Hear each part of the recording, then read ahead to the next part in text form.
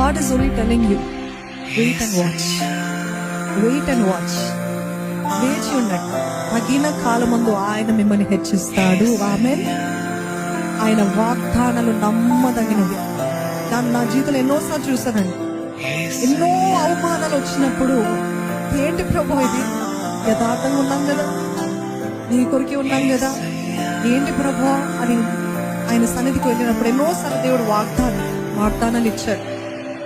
ఆ వాగ్దానాలు ఇచ్చినప్పుడు 1 year, 2 years, 3 years, 4 years, no change. They kept growing, he kept decreasing. But then one fine day God raised us up like this, and whatever God has promised against them happened.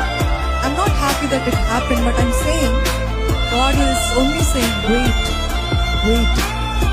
నా సమయం కోసం వేచి ఉండండి. నేను హెచ్చించే దేవుడు, నేను ఘనపరిచే దేవుడు. నువ్వు ఏమాత్రం బాధపడకు, కానీ నీ నీతిని కాపాడుకో, నీ యథార్థతని, నీ పరిశుద్ధతని, నీ నమ్మకత్వాన్ని, నీ భక్తిని నువ్వు కాపాడుకో, నీ రక్షణని కాపాడుకో. That is all that you have to do.